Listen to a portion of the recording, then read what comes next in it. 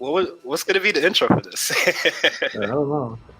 uh, I guess we just come in talking. I mean, hello everyone. Welcome to Ramen Talk, a conversation between members of RNC that you've heard before. You might not have heard, in the same tandem. So like you could probably hear Meals and Mark. You could potentially hear, something else. And you would probably hear members that are part of the crew that you normally don't hear from at all. And I think the idea for this show came about, I think a year ago, really, when I was Friday nights PSN.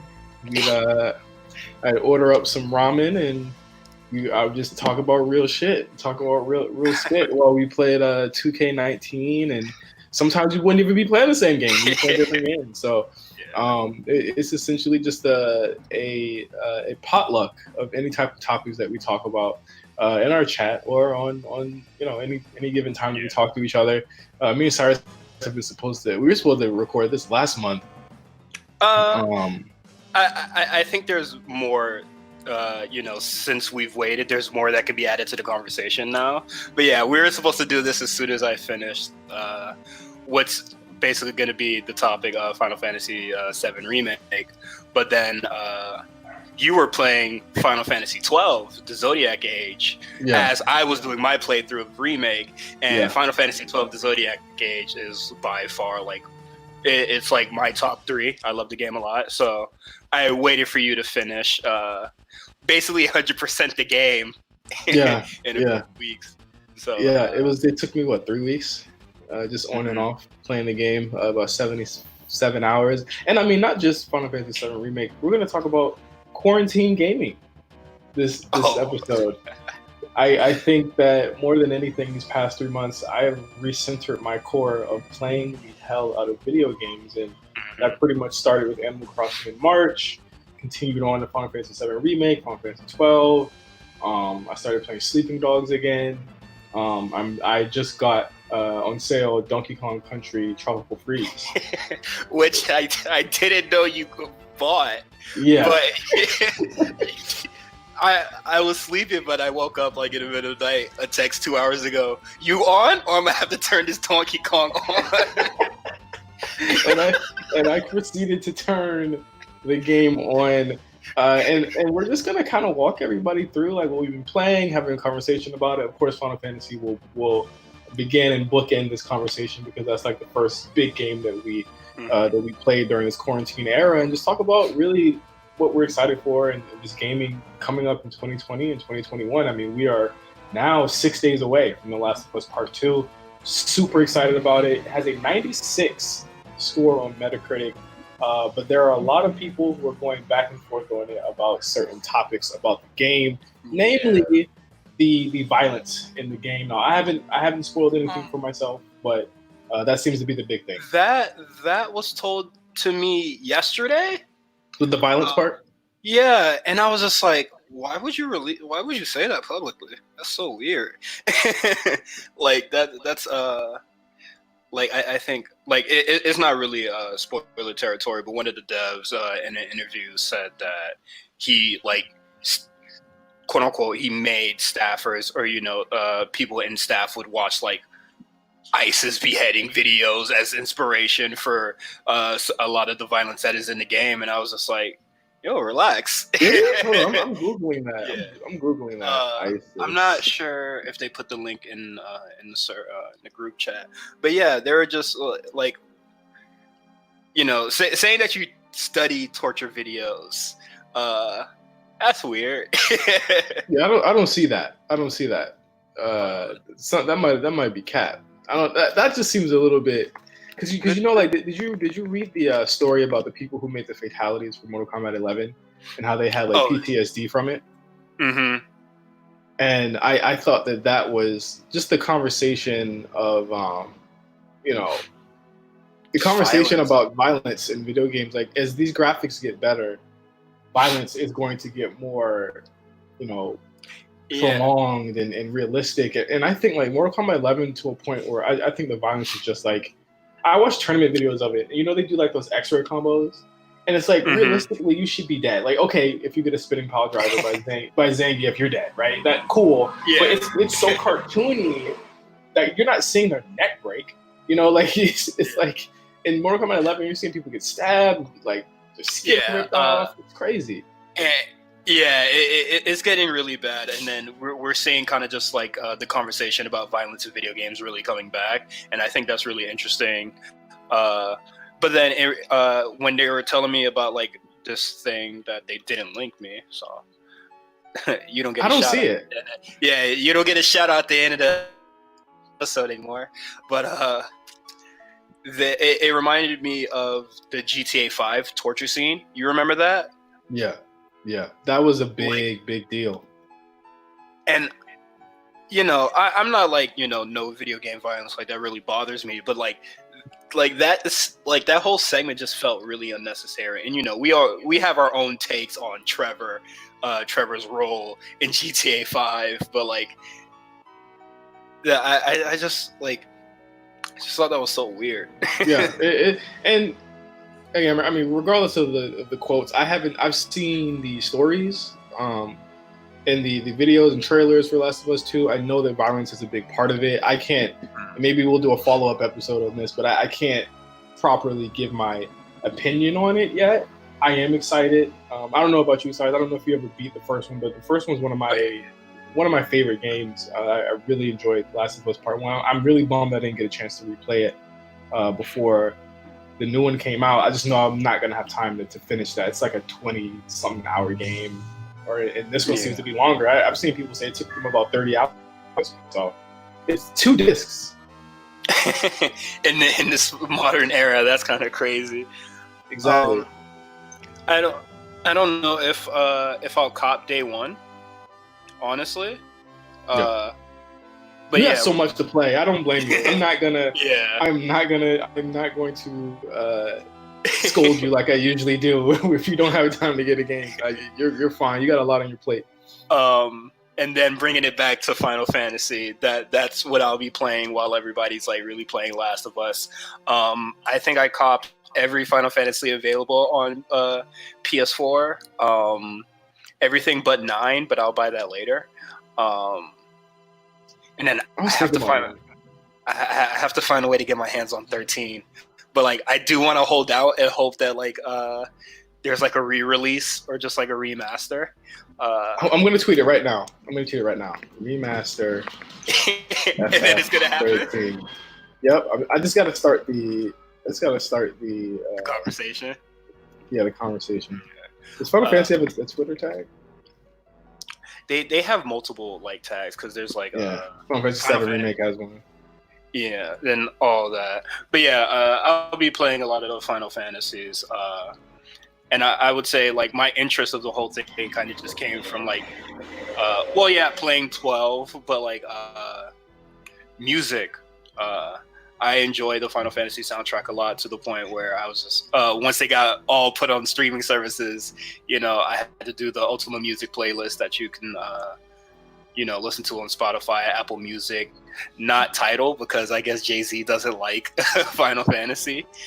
Yeah, he's like, that's y'all world.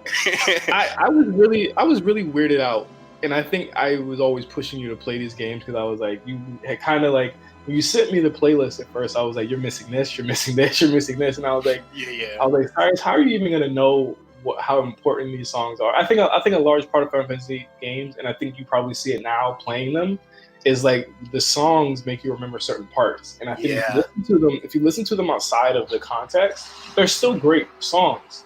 But when you listen to them again after you play the game, you're like, oh, okay, I see why he wanted me to put that in there. Like that happened a lot when I like went back to playing Final Fantasy 6, but I think the only 2 Final Fantasy soundtracks that I was like really familiar with, or Final Fantasy games I've beaten at the time was 2, and I didn't want to put a lot of the old beat boot music because firstly I don't really like listening to it, but so you're rather young, so you started. And it's kind of funny that you say that because not a lot of people, when they play Final Fantasy, do they start at 2, much less 1, they start at 7. And when I was young, 97, what was I, like 10? No, yeah, I was 10. 97, I started with 7. That was, I got Final Fantasy 7 and Gran Turismo and Crash Bandicoot 2 on Christmas. Those are the 3 games I got. Jesus. It was That's a lineup. yeah, it was literally, it was one of the best Christmases probably ever, one of them. And I remember, ripping the packaging open and thinking that it was going to look like the commercial. So when I actually saw what it looked like, I was like, what the hell? But it was still, there was something about it that drew me to it. And, and we'll talk about this as we go along, like, people love to say that, and it's true, Final Fantasy VII set the bar, and it set the popularity for JRPGs. They were popular, but they weren't mainstream until this game. And so I thought it was interesting from your perspective. You're post FF7, like, how do you get into these games? Like, I came in like when all the like 7 compilations were done, but it really just came from like, really my like the first like I ever played, but I didn't like complete, was Dissidia. They came out on the PSP, and then I got Dissidia NT for the PS4, and I just see this colorful cast of people, and the character that I enjoy playing in Dissidia was Farron, and I was just like, maybe if I like play the game, these win quotes, or why he's like dripped out in all these weapons, like maybe if I like go play the game, I'll understand. And basically, I just started Final Fantasy with people I like to play in Dissidia. So I started with Final Fantasy 2 and 6. So, and again, nothing wrong with 6. I'm side-eyeing you for 2. And these are games that I had to go back and play later through emulator, because at the time, of course, we didn't have remasters. We didn't have re-releases. I played Final Fantasy VI Advance, which is like the GBA version with quality of life stuff. I don't own a SNES or a Game Boy Advance in 2020, so y'all gonna have to let me slide. I mean, it's fine. I mean, I played and beat Final Fantasy VI again on the SNES Classic. Mm-hmm. I beat it in about 50 something hours at that point, and I was like, wow, that was really good. And that was the most recent. And I think, what was that, 3 years ago that I came out? 2 years ago that I came out, the SNES Classic. So like, again, when I played Final Fantasy VI the first time, it was on the Final Fantasy Collection on PS1. They came with Chrono Trigger. They came with the FMVs. Yeah. And again, like, cool. Like, I kind of, not gonna lie, I missed them in the SNES version, the SNES Classic. But again, like, these are games that you kind of had the whole palette where we had to wait. So like just for comparison, like Final Fantasy VIII came out the same day Dreamcast came out. That was an event. And then Final Fantasy X came out 2001 next to Metal Gear Solid 2 and stuff like that. Like, they were popular games because they reflected the event nature of games at the time. Now our big events are like, and that's why, like, and I think you kind of see it now. That's why when a Final Fantasy 15 comes out, everything stops, because it's the last. I'd say it's the last series that gets that type of event, listing. Final Fantasy VII Remake had huge billboards in LA, huge billboards, and I was telling my girlfriend, like, this is one of the most popular games of all time. Like, people are going to see that and say, okay, I need to go get a PS4 and play that. You know what I'm saying? Like, that is why it is so important, and I think that it's really, really cool that you kind of seeing it from a younger point of view, even though they're older games. They don't age very awfully, right? No, they age like I guess, like, story wise, some of them would be like, oh, it's whatever. They definitely get like more complex with the stories in Final Fantasy. Like, I think like 5, I believe, is when the story will get really like weird and complex. But just gameplay wise, these age beautifully, man. Yeah. Right. I know you're I know you're gonna side me for Final Fantasy 2 talk, but I was like listening to a video about it, and they were just like, your skills get better based off the more you do, and I was just like, oh, like Skyrim. Right. But then, you know, you read criticisms or whatever, and they hate that part of Final Fantasy 2. But I was just like, nah, you can break the game because you can break the game that way, and yeah, I think that's an interesting thing, and that I haven't quite found with the remake yet. That or that at least anyone has tried, especially speedrunners, you can't break the game yet. Every Final Fantasy has a point where you can break the game, and you know, most recently I did that in 12.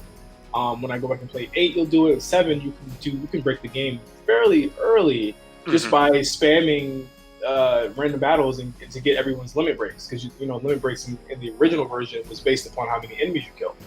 So you can scum all the limit breaks and have like the level 2, level 3 limit breaks before the end of just one, and that's how you get Aerith's limit break before something happens later on. Yeah, though I haven't played the original Final Fantasy VII, so like anything past Midgar, I don't know, and I'm really excited to go back and play 7.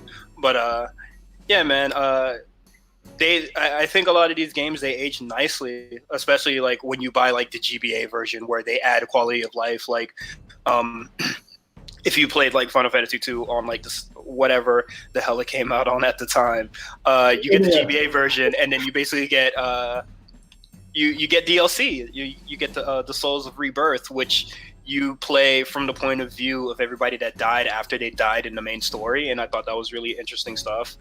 But then just going to Final Fantasy 6, where now you get the real time action bar. Yeah, action time battle. Yeah, the action time battle, and then you have the special attacks, like how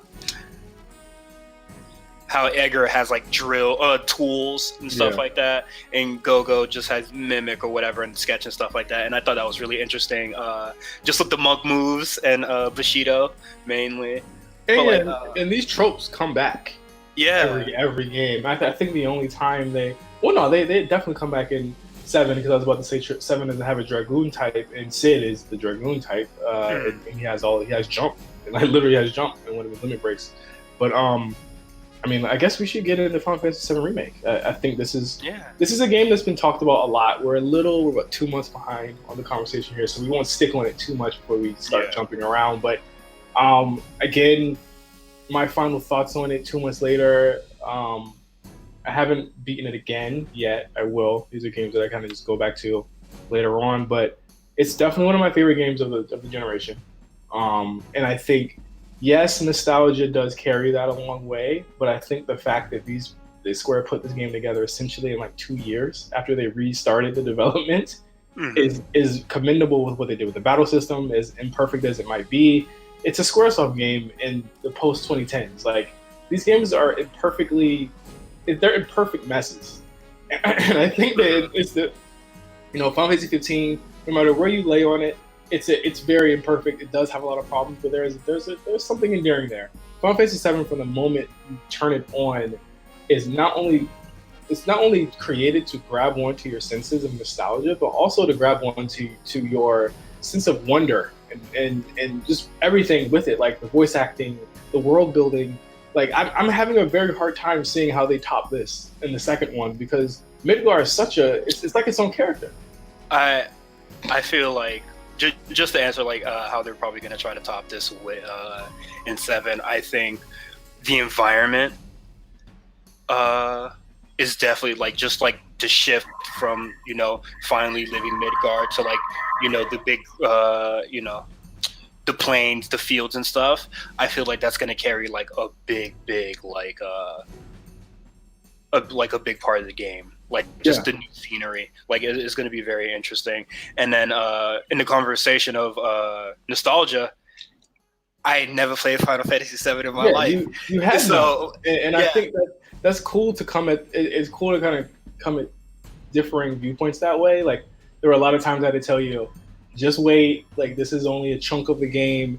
What they're doing now with the characters like Barrett, Tifa, and Aerith, Knight, thank you for changing her name finally. Swear to Aaron. That's one of their biggest. Ending the debate. Yeah, and I think, and I told you this before, and you'll see it when you play, and you're going to notice immediately what's better and what what is a little bit different, and what you'll be able to determine what you think is better there. But they, Final Fantasy VII isn't a very good game localization wise. Like there is a lot of mistranslations.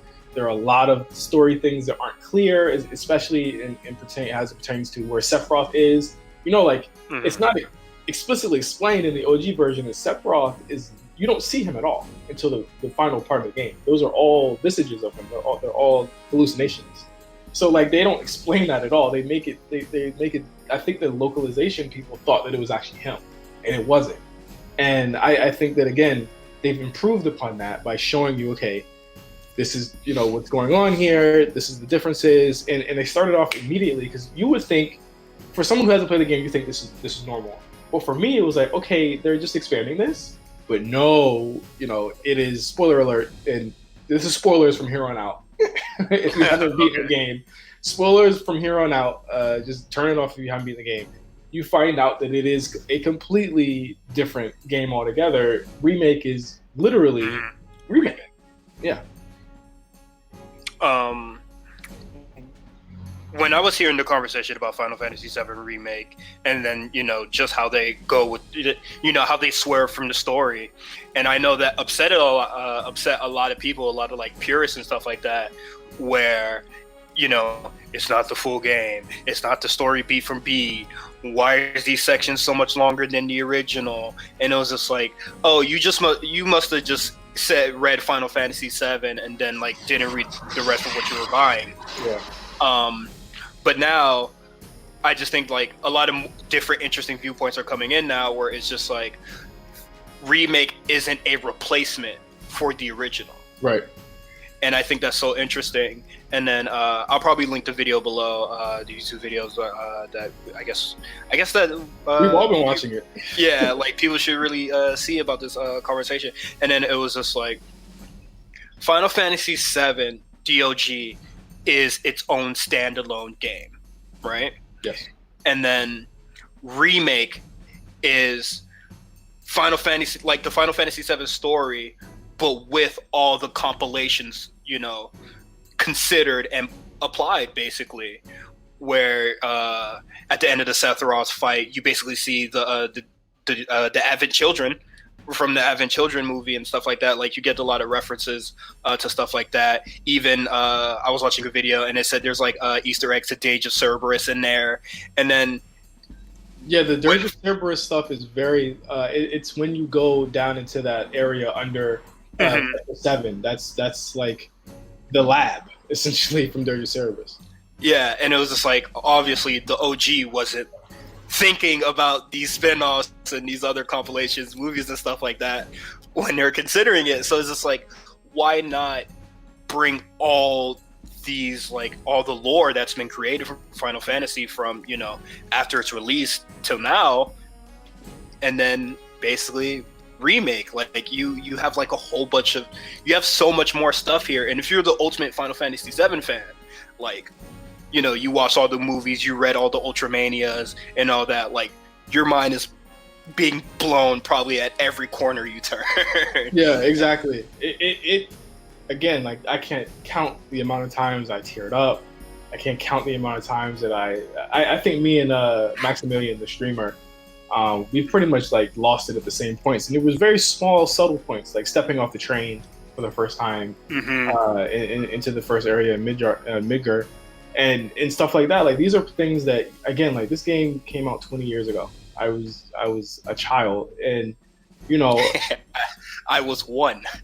Exactly. I was 10. Essentially, these are the Final Fantasy VII is such a poignant game for my childhood, and there are a lot of themes in the OG of identity and being yourself and finding who you are and stuff like that.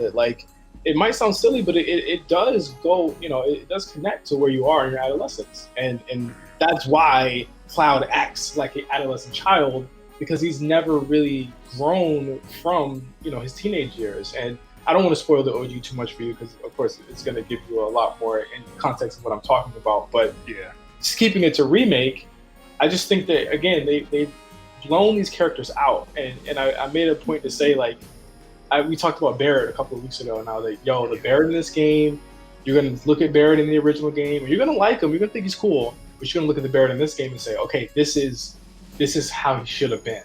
And I think what Square did is, even when remaking it, they made it so that, they made the distinction. It is two different games, but I think that, again, they also corrected a lot of things that they wanted to correct for such a long time in this. Mm-hmm. And then just like that alone makes me appreciate this game a lot. And I'm one of the unfortunate souls that bought a PlayStation Classic, so I can play Final Fantasy VII. Boy, was that a mistake! But the farthest I got in the original before I just said, yeah, let me put away this terrible purchase away, was stepping on a train. And I finished the open bombing missions, and I made it to the seventh heaven, and that that moment is like, it's blown to scale in remake. Yeah. Like, you I don't know, it didn't really affect me as much when I was doing, like, it kind of just felt like I was just doing a mission, just playing a video game basically. But then when you play this part in the remake, you feel a lot more. Mm-hmm, I guess that's like the simplest way to put it. Like, you feel a lot more, you see a lot more, and people were like, I guess people like saw as padding or didn't really enjoy that, and I was just like, do you not have emotions? Do you not feel the weight of this scene? Like, this super iconic part, where, like, even to the point where it does, the shot when you first step on the train, where it's it's like looking up at Shinra from Cloud's point of view or whatever, and then they do it again, but then it's blown up, and then you're seeing all the people around, and that, like, you're seeing your mess very early. and again, another thing that I liked is the again, you see the Shinra thing when he steps on the train in the beginning or in the heist, and then you see it again when it's a title screen, and then it's like they like, Nomura knows what the fuck to do. And I told you this, like, people hate Nomura, give that man his flowers, because he knows how to get you, bro. He knows how to make you cry. He knows how to make you, like, pump your fists. There are so many moments of that in this game. Like, it feels like a blockbuster movie, and like, we're not getting that this summer for obvious reasons. And I think Final Fantasy VII Remake is the closest thing to a blockbuster movie.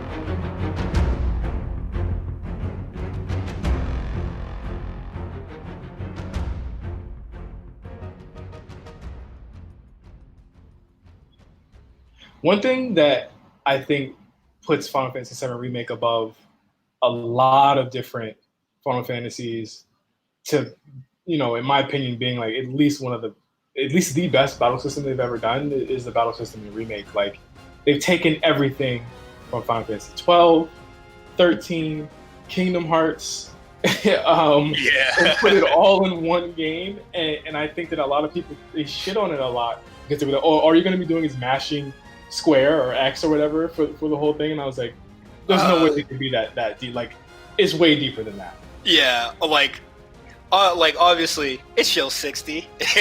Play it how you like.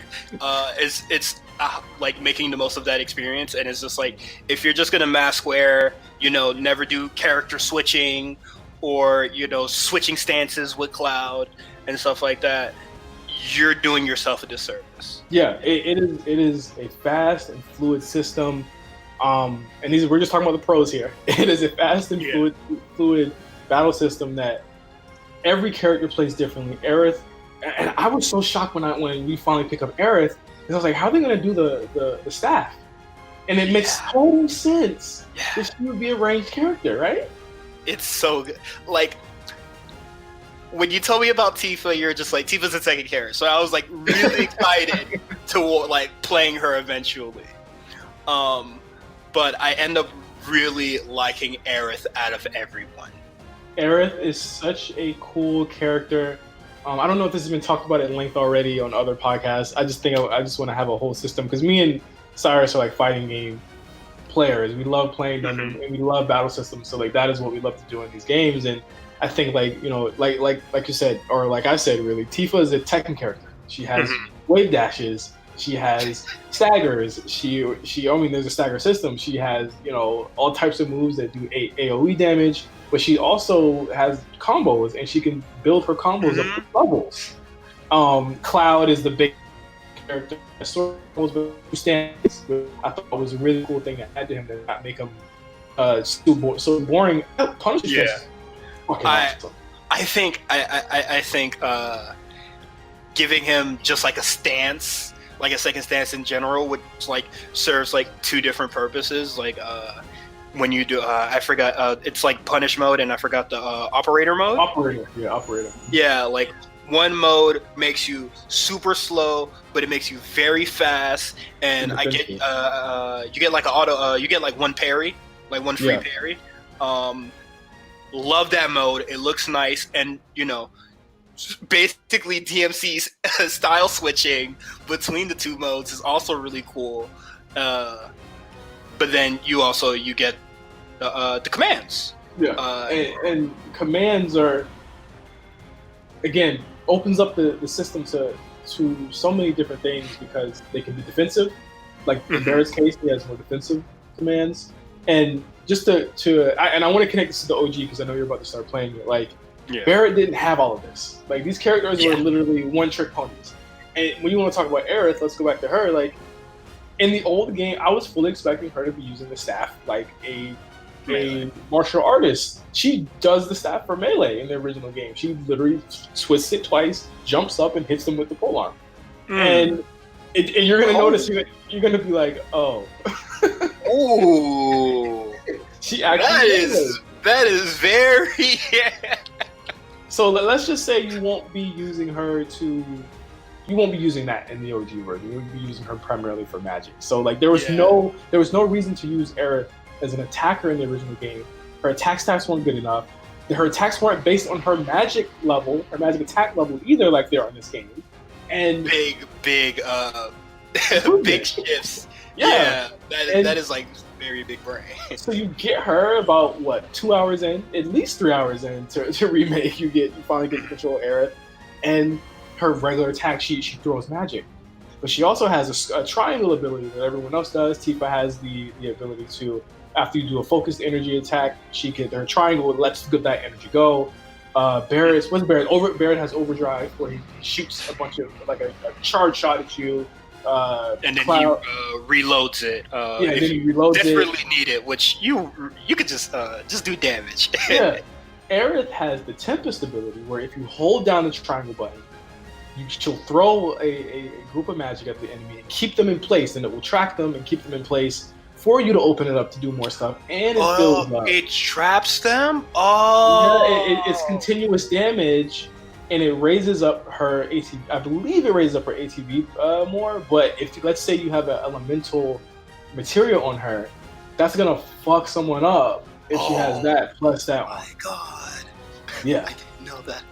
So she's got a lot of cool shit. Like I think her commands are really dope. I really love the Ray of Judgment. That's one of my favorite looking attacks in the game. No, my favorite one is I think it's called the Arcane Ward. Yeah, I has magic twice. Love that one so much. And it's like the game of like, all right, where are you gonna place it down and like plant yourself there. Do your 2 damage, move, keep it moving and all that. Yeah, man, that's definitely my favorite. It makes me more strategious when I put Aerith rather than playing Cloud, and I'm just like, do the slashes, man. well, I mean, I still think Cloud's a great setup, and I think like Hell House on hard mode, that is the jump off point for a lot of people. This boss, like the greatest boss fight. Sephiroth, when you do him in end, no, Hell House. Hell House is where it's such a sharp, and again, if I didn't love it so much at that point, even on normal mode, it is a definite difficulty spike when you get to Hell House, because that is when you finally have to learn about typing and weaknesses, and that is a battle that is specifically for you to use Eris and figure out why and how she's useful. Now, the battles before, you fight like a Coliseum before that, right? So yeah, so you fight the Coliseum, and you're sort of like, okay, I can brute force it. Yeah, you can brute force it with Cloud and Triple Slash, which is, I think that is the move that a lot of speedrunners are saying is like the most broken move in the game, and I agree.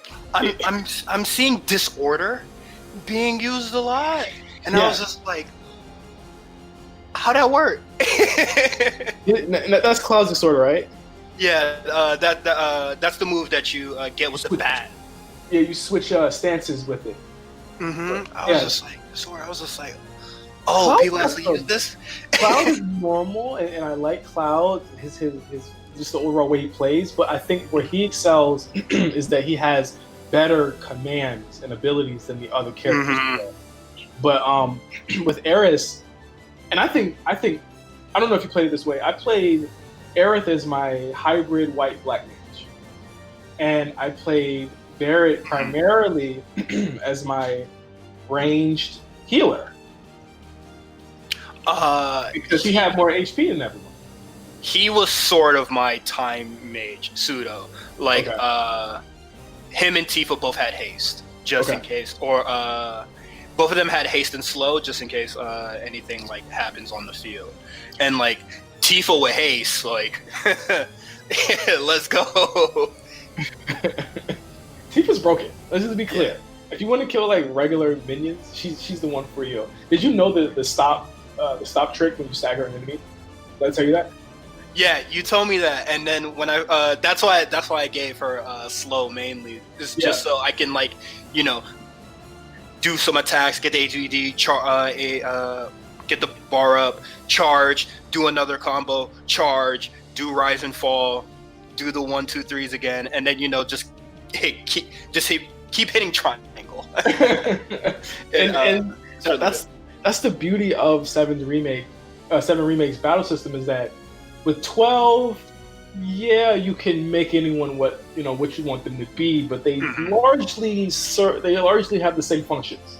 Yeah, you know what I'm saying? So like you can make Vaughn a white mage, and he can use the pole arms and the staffs, and he'll play just like Ash will play. And in 13, you're pretty much locked into a type. It's just that you have different commands for that. 15 is kind of weird in that like Noctis is the guy that can do everything, and then the other guys are just support characters. But they do, but 7 Remake takes the idea that they're all their own character and times 10s it all the way. So like, I love the idea that these characters can be played any type of way that you want. They do excel in certain things. Like if you wanted to make Aerith an attacker, it's gonna take you. She has a staff for that. She has a weapon for that. She's just better suited to be either a white mage or a hard black mage. Or you can be. I tried to do hybrid. I think that works too. Tifa not so good at magic. Very good at staggering. Very good at luck. And she's very good at crits. She's not. She's not really great for magic. But when you get the weapon, basically, that just has like a fuck ton of materia that normally a mage would have. I was just like, hey man, that might be that might be really useful. Yeah, maybe attack power ain't everything. And again, like I just really like the differences of play that you can have. And then I think, and I said this to you, like I think normal mode for remake is just get the story out the way and learn how to play. Hard mode is literally the way that they want you to play. No items, depending on materia. And I at first I scoffed at it, but I was having a blast playing hard mode before I went to what came out. I went to 12 directly from remake.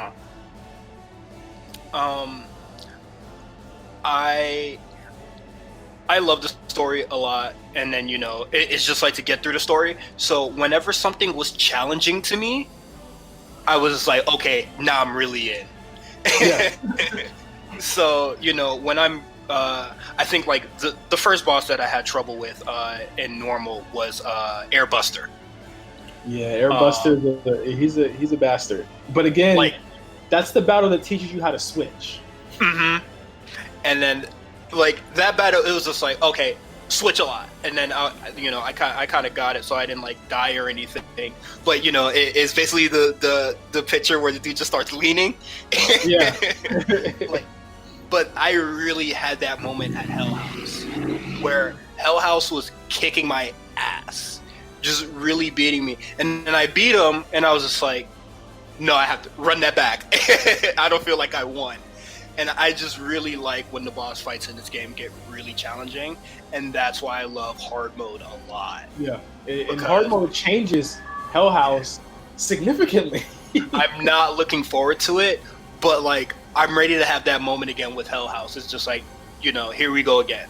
How do you feel about 3 Tonberries that get popped out randomly? What? 3 Tonberries that get popped out during Hell House that you have to kill, or else they're going to continue to kill Air in the cloud. How about, that's all I'll say. Huh? There's a lot of different things. I'll just say there are a lot of things that are different in Hell House and hard mode. It took me about an hour and 30 minutes to beat him, just off resets alone.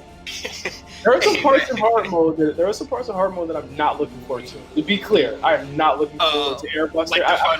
Like the final boss? Yes, or the what are the 3 apparitions that you fight at the end? Reno? Reno's easy. I fought Aerith, the first Reno fight with Aerith. All you have to do is keep countering him. Okay. When I was just like, oh man. Keep Punisher mode on. He's the same as what's the guy named Roche? Roche, I think. He's the same way. Man, I wish they did more with him, man. He was really cool. I hope he comes back. He's coming back. Okay, sick. But yeah, man, whenever combat was challenging, I really love it. Now hearing about Hell House, I'm not too excited about that anymore. I'm about to walk into that Coliseum, and then Square's is gonna be like, "We got one." Exactly. Yeah. Overall thoughts on Final Fantasy VII Remake. I wanted to get to some other games so we can wrap this up with a bow, because I know that people have probably heard so much about 7 Remake. I just wanted to talk about just some like things that we talked about a lot with the game, namely being the battle system. I think I give it a 10 out of 10. I'm sorry, I love it. I understand the complaints. Some of them are valid, some of them are a little bit less so. But I think just as a package, they really went crazy on this. Like I love every single, and we haven't even scratched the surface of everything you can do. Yeah. We haven't even touched on summons. We haven't even touched on everything. It's so great.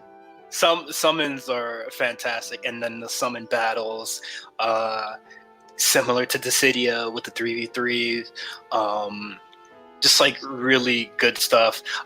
Just something that I just wanted to mention a little bit before I guess I give my rating is I really like Barrett's melee moveset.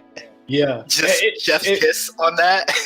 And again, in the OG version, you're gonna get the metal ball, and you'll see he does have a different animation for that.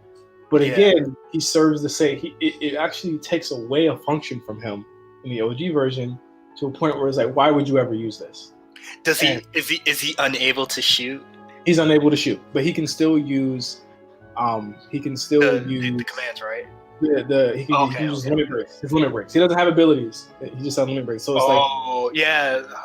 So when you play 7 Remake or 7 OG, you'll be like, all these characters offer the same function. The only thing that is different is the material loadouts and their limit breaks and their stats. And that's in OG, that's what separates everyone. So you'll see that the people in that game that have the top stats in the game, Red 13. I'm not even gonna count Cloud. You already know you can't not have them.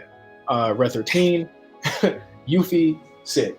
Those are like the top 3 in the game. I can't wait to see how they're going to be implemented into the next parts. But I guess my rating would have to be like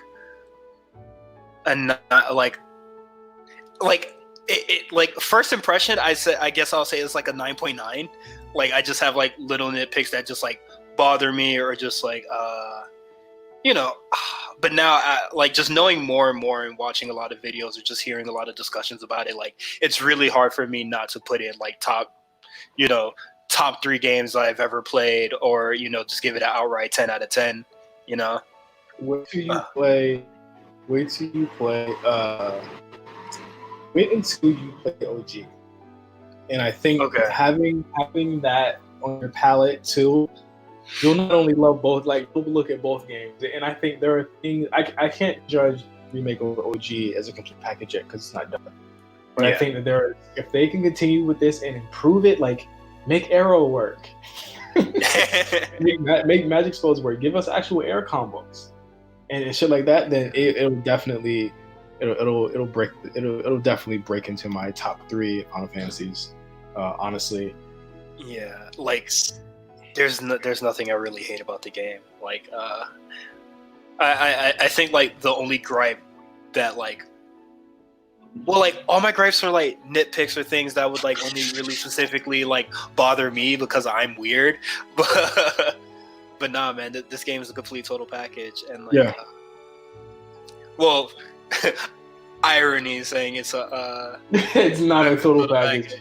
But hopefully we see something from this. I know during the PlayStation 5 conference, it was rumored that 16 was supposed to be shown off, and it was taken out at the last minute. So we now, I guess, and this is from a reputable source within Reset Era. There are a couple there. Don't mind, I do lurk there. But 16 was supposed to be shown off, so we do know that is coming. And I hope not. It won't take 10 years like 15 did to come out. What else have we been playing? Just really quick. I did blow through Final Fantasy 12 in record time. Which that was really funny experiencing the whole thing, and that you kind of made me realize that like, hey, just playing Final Fantasy VI, it made me kind of and then Remake kind of just made me realize that the story at 12 is kind of butt. It's pretty bad, and we've been going back and forth, and I don't want to make you not have 12 in your top 3. 12 is a tremendous game. It's in my top 5. Oh, and I think this run through really solidified really the issues with the game. And now Zodiac Age, and be clear, Cyrus, I played the OG version. Mm-hmm. The OG version has so many things different about it that are like terrible that like looking back, like quality of life stuff in Zodiac Age, I give it a 10 out of 10. They really did their thing with this, even with the split license board. And of course, if you play Final Fantasy 12, you know what we're talking about. Where we can't spend another 45 minutes talking about everything in this game. But like the split license board, all that stuff is great.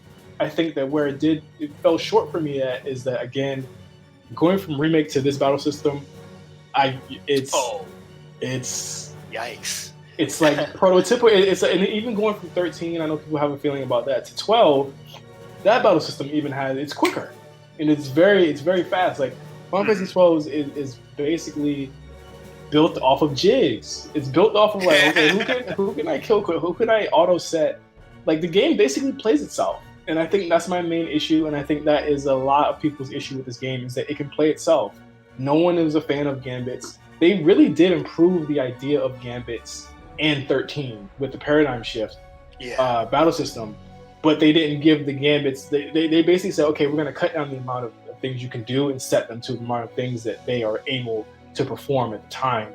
And I really feel like, again, like towards like 25 hours in, I was literally just looking at the internet while the game did things for me. Yeah. We've had this discussion before, and just before doing this, I am pro gambits. I just have a different outlook on the gambits. I just think, like, you say the game plays itself, but it's just like it does, but I feel like the player earns that. Yeah. You thought of every situation in mind. You read the battle room, or you read the guide. Like, what you're really doing. You're very strategic, so you set up all your gambits this way. And then if the game is playing itself, is because you said it that way. Everything's going right because you earned that. Yeah. But like I can see, like, it does like play itself. Like, whenever you're farming, which you have to do a lot, you just put on the gambits that tailor towards the area, and then just walk around in circles. Leave a room, come back in, walk around in a circle, and and then like I would like, I guess, like, farming isn't like the most like the funnest thing for some people. I was gonna get on that. Like, the RNG is so brutal to a point where, I did RNG jig to get some sight grats and some Gendarm shields and a couple of other items that were ultimate items, because the grinding's so terrible. Why would I want to grind material? I think I only grinded for like 2 or 3 weapons. I grinded for the Kumba, which is an added weapon that wasn't in the original game, so I had to get it because I'd never seen it before. And a couple of other weapons that weren't in the game yet. But the grind there, I think, is disproportionate to, like, they added these new items and weapons into the game, but didn't take into account that, like, for certain things, like Square's weird about some of the stuff here too. Like, they took out certain things, like certain locations of weapons, but then they added more grind, and it didn't make any sense. Yeah. Normally, like, I'm not too opposed to farming or whatever, RNG is really shitty though. Like, when I, just on YouTube, best weapons, Final Fantasy 12, and then you hear Sight and Grat, and then it's just like, hey, watch this 15-minute video about a weapon that's hidden in an invisible chest, with the spawn rate of like 0.01 something, and even like the chest itself has like, it's a rare spawn, and then the weapon is another rare spawn. Yep. So it's like sometimes there's a chest that is 1%, but there's only a 1% chance of the item that you want being in there not being a knot of rust. So, like, and when I did my first playthrough of 12, hey, I got a lot of knot of rust. And it's just like, you do like weird things, like don't open a single chest till 13 hours into the game, or however it takes you that long to get to a certain area, because you might be like doing some grinding or some shit. Like, they took that out, the OG, and that is one thing I'm glad they did, because Zodiac's spear being hidden behind chests, and so you couldn't open a chest until 30 hours into the game, is ridiculous. That takes away any of the exploration element of the game, and I'm shocked that they even kept it in, but they couldn't patch it out at the time, of course, because it was on PS2. But there are certain things with 12 that I was like, but then toward the end, I was like, you know what? The story's not really good. The game plays itself a lot of the time. I think I didn't really care about most of the principal characters. I really like Ash a lot. I thought Balthier was really cool. I like Bosch. The rest of them, I don't care. Like, just like, having somebody else like to talk to about this. I don't think any of the characters in 12 are particularly interesting, or just like, really the only interesting character is really Balthier. That's it. Like, basically everybody thinks he's the main character. Yeah. But then at the start you play as Vaughn, and then Pinello, two avatar characters. They're supposed to be the player, but like they're uninteresting and boring, and you never want to put them in the party because like in a couple hours you get two of the coolest looking characters ever, and then after that you get Bosch, who's also really cool but doesn't really say much, and I feel like they kind of dropped the ball with that. Like this guy Ash. Yeah, and then you get Ash, who's basically just like power, and then doesn't really say much else.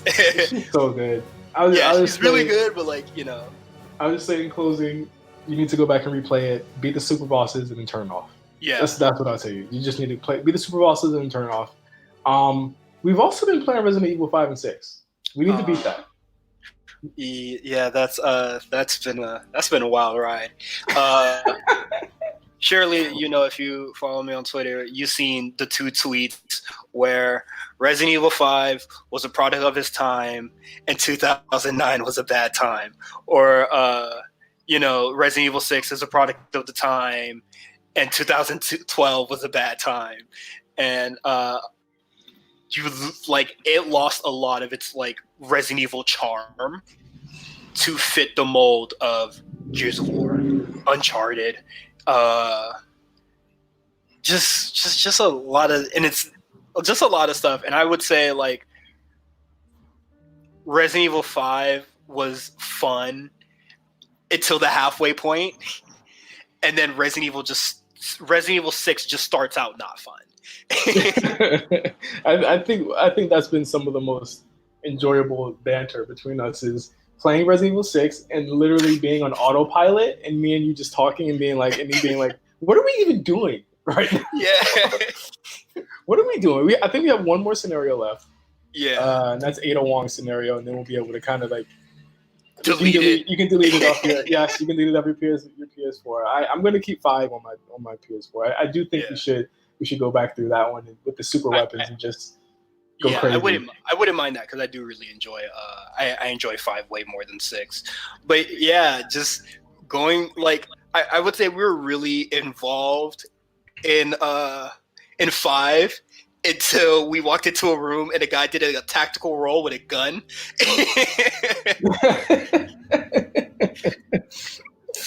At that point, the game was just like, "Hey, you got ammo? Hey, there's a chest. There's a chest. All right, so blah blah blah blah blah blah blah blah blah. Oh, there's gonna be this enemy in here. Let's get ready for that. Okay. Blah blah blah blah blah. Like just autopilot for the whole part, and then like for 6, we were just like, oh, let's play with the movement, which like I guess like Resident Evil 6 fans who are like DMC 2 fans, but they take this seriously. Yeah. They were just like, the movement is amazing. It's whatever. Melee combat is like amazing. And I think the first part of Leon's scenario, we realized that melee isn't really that viable. No, it's not. So I mean, it might instantly stop. Yeah. It might be a mercenaries mode, but it's just I think again there are certain part like all of the scenarios start out really fun. Like Jake's starts out really fun, and then boom, done. There's not. There's no more fun to be had there with these. And then just to talk about Jake's scenario where it's just like we are in, whatever country we were in, and like, dynamic Estonia. Dynamic stuff is happening, which is really out of Resident Evil's element, but I think you get the Huavo or whatever it's called.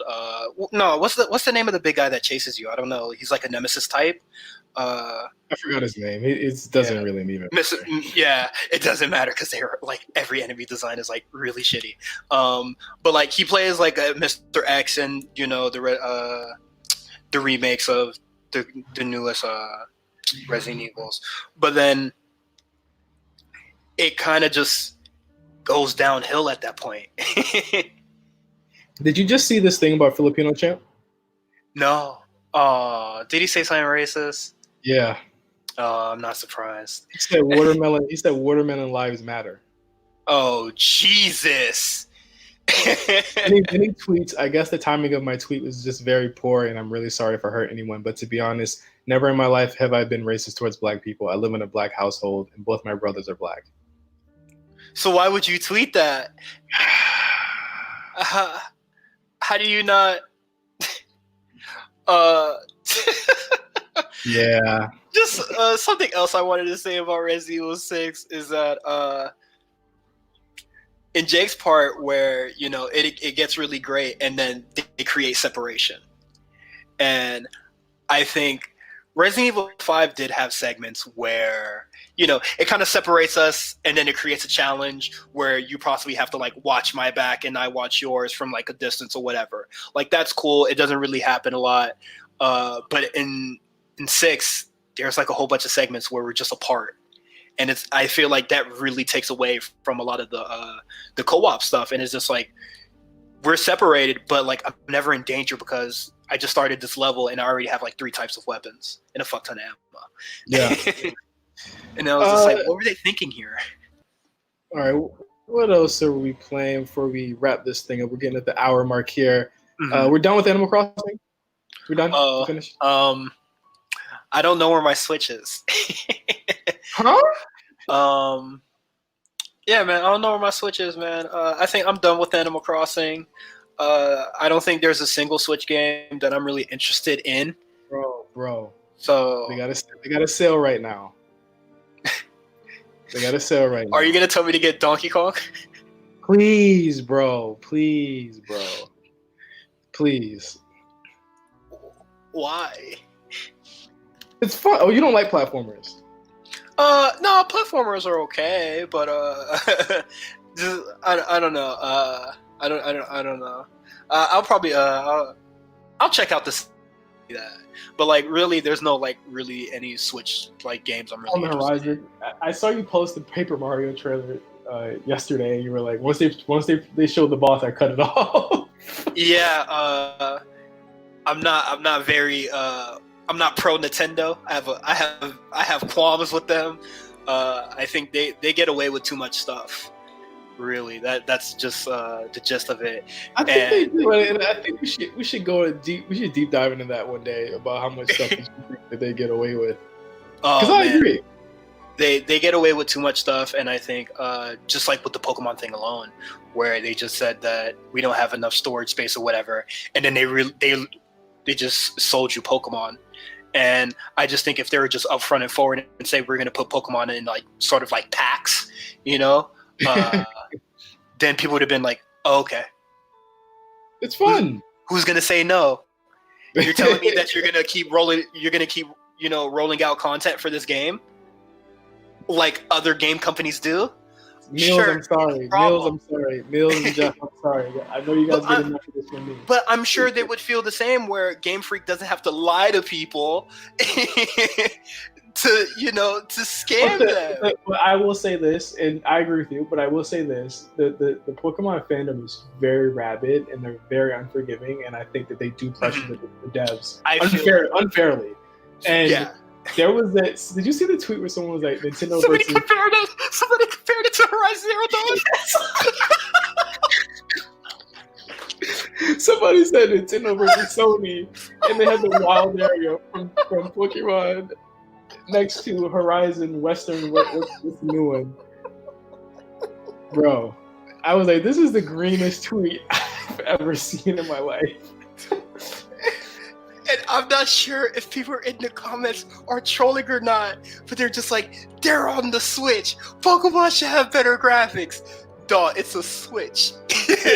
But like, I don't expect that. Again, on both ends, I don't expect that. But y'all remember when Sword and Shield was announced, I was like, are y'all serious? Like, Xenoblade looks way better than Pokemon. Xenoblade looks way, am I wrong? No, I just think I think Sword and Shield looks like X and Y to me. Yeah, it's okay. Now this is turned into shitting on Nintendo. No, like the graphics basically like I don't think the art style relatively changed or anything. Like I don't think it's a bad thing. I like how X and Y looks. I guess like since your character's not in chibi form, I guess it's a little different. But I just think Nintendo gets away with a lot of stuff and. I would love to talk about the Pokemon games, just like just how I feel like they could be better, or just like just like improvements that they could have. Yeah, we're not going to be invited on Mount Silver anytime soon. Period. But that is it for the first episode of Ramen Talk. with myself and Cyrus. We will try and put these out at least on a periodical basis whenever we find the time to just grab the microphone. We should have been doing this all quarantine, but it's just been a weird period. It's been a weird period, but it is cool that like I feel really great about getting back into my gaming shit. I had felt like last year I said I want to beat a lot of games, so I played through Days Gone. I played through a lot of stuff last year, and just to be able to continue that momentum, I beat more games this year than I have last year and the year before that. So my list just at the start of the year, beating Final Fantasy VI, which was like a big achievement for me, especially that final dungeon. Then beating Remake. Borderlands 3 is like still releasing content, so like going through that. We need to get on that because I think they're slow. Like the game is slowly becoming better and better the longer you don't cop. Yeah. I'm just like, nah, come on. And then they release a patch that's really bad, and then they fix it. Then the game is like amazing again. But and then going back to Monster Hunter Iceborne, just like I'm having a really good time with basically quarantine gaming, really. Please carry me, Cyrus. I need to get right. And so before next Friday, I have to beat Bloodborne, or not Bloodborne. I do have to beat Bloodborne, but I've never beaten that. Well, why not?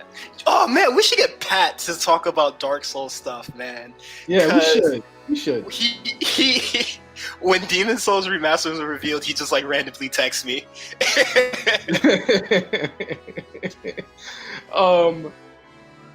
Yeah, I have to be Iceborne and I have to be Donkey Kong before next. I'm not gonna 100% Donkey Kong. That seems to be psychotic to try and do. Just judging off how much the game is whipping my ass at this juncture.